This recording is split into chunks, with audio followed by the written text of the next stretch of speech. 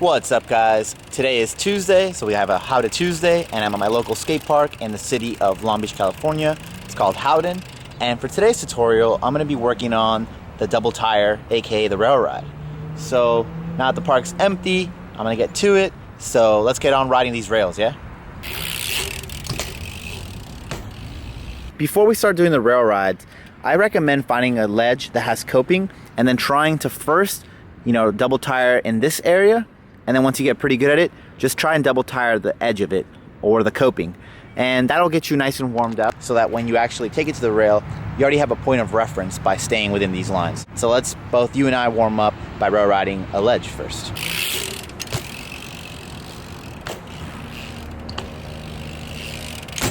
All right, so it doesn't really take much to warm up the rail ride, but like I said, just hop on a couple ledges and make sure that you're able to go in a straight line, and you're pretty much set to start trying it. Usually I recommend trying it on a flat rail versus a round rail initially, just because you want to get the concept of being able to bunny hop in a straight line and then balancing. And obviously if you're on a flat surface, it's a lot easier than a round one, but with a little bit of precision, momentum, and speed, you'll be doing it on any kind of surface in no time. All right, so this is going to be the first rail that we're going to try this on. It's about 12 or 13 inches off the ground. It's nice and flat. It's about 2.5 inches wide. And like I said, it's going to be an easier surface to get the initial rail rides out of the way, just so you feel comfortable riding in that straight line and you don't have to worry about the roundness or, like it being too tall off the ground, because that's always scary. All right, so let's get started. First off, I recommend that you know how to feeble grind, maybe Smith grind, and definitely double peg. The reason for that is that if you're doing feeble grinds, you already have the idea of precision by placing your front tire on the top of the ledge, or if you learn it on rails, and basically guiding your whole ride with the front tire. Smith grinds are important because with those, you have the concept of making sure that your back tire stays in a straight line. Obviously the front tire is a little easier. You can literally see it and you can move the handlebars. The back end is obviously rigid, so you can't really affect too much of the positioning, but it is good to initially be able to place it in the precise position on the rail. Another thing I recommend is to have 4 pegs, 3 pegs, or at least 2 pegs. If you have no pegs, it's a little scarier because you have nothing to basically use as a safety net. A lot of times when you do double tires, you'll mess up and it'll drop to a certain grind, maybe cricket grind or a double peg or Smith or something. And if you have no pegs, it's just basically going to drop and you'll have nothing to catch you. I mean, it is still definitely possible. I mean, Eric Lichtenberger does them all the time and he's pegless, but it is nice to be able to have a safety net. All right, so the approach. I usually like to go at the speed as if I'm going to do a double peg across the whole surface. And I personally like to do rail rides straight on. So that means that I'm going to come at it with my front tire positioned, as you can see, in a straight line, and I'm going to hop straight onto it. A lot of people like to get on from the side, so we'll do both techniques, but it's personal preference. And honestly, I've seen Began do them really good off the side, and like I said, I prefer to go dead on. But again, it's to each their own.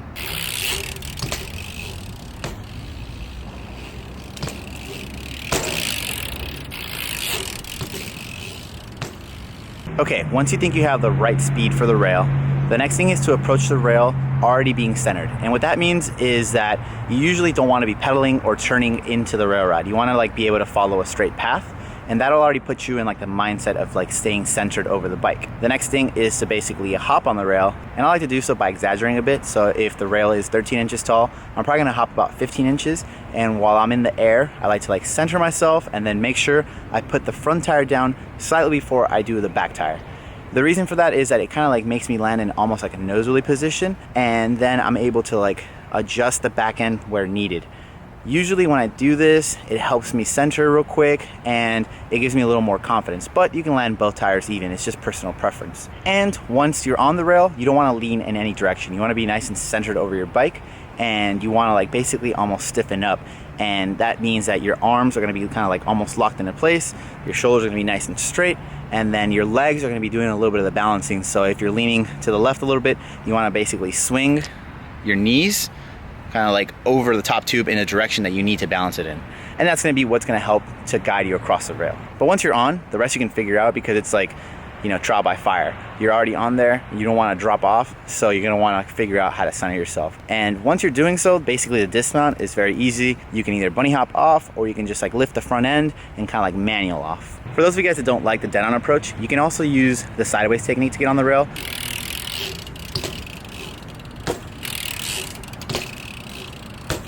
And basically that means you're going to ride parallel to the rail, and then you're going to hop sideways onto it. The cool thing about this approach is that you don't have to go as fast as hopping onto the rail dead on, because since you're moving laterally onto the rail, you can actually get away with like going slower, since the whole bike doesn't have to get on the rail the long way. Since you're only getting sideways, you also want to be a little slower because you're going to be moving laterally, and that's going to force you to lean to that direction.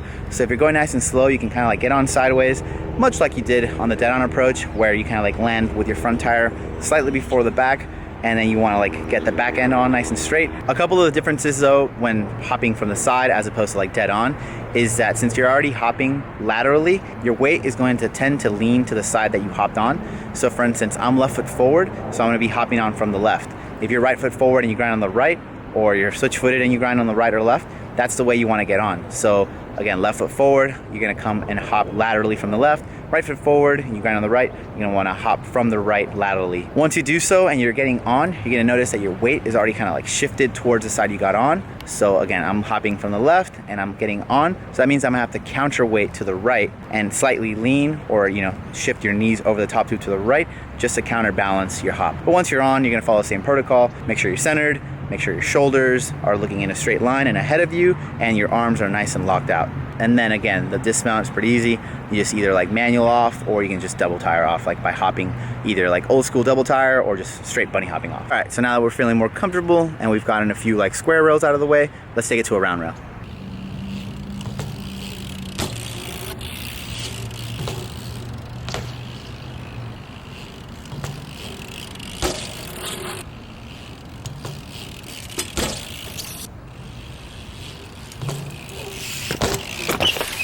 All right, so mainly this trick is about confidence.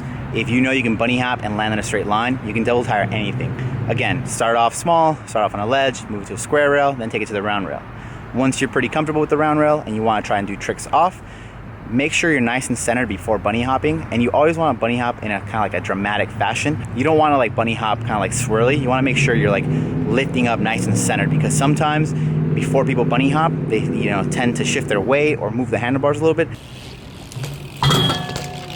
and that'll destroy your whole rail ride, and it'll put you in a weird position where you kind of like get anti-pop. Your tire will usually fall off and you land like a Smith, or you'll just like get complete anti-pop and you'll be in a compromised position, so you don't want to mess with that.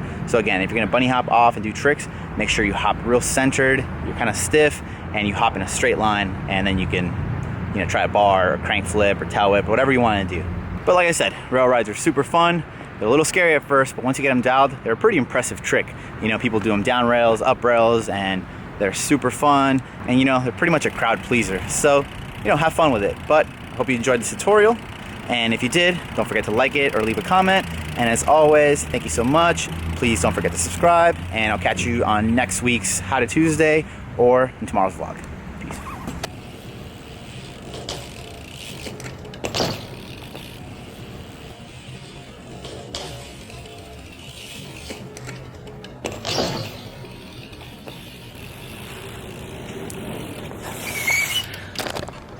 So stoked I did that. There's nobody at the park, so if I would have gotten hurt, that would have sucked. But hell yeah.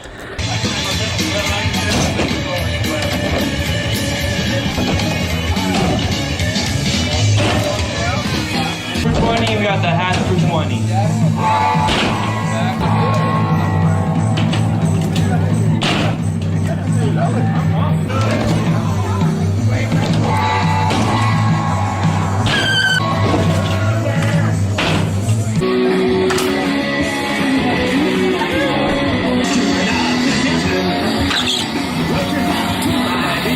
You approve?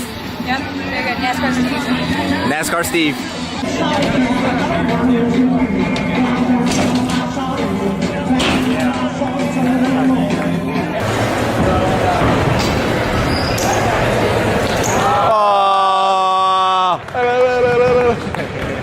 In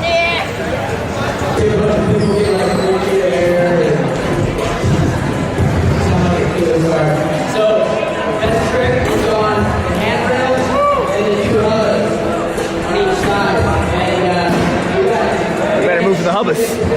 boy.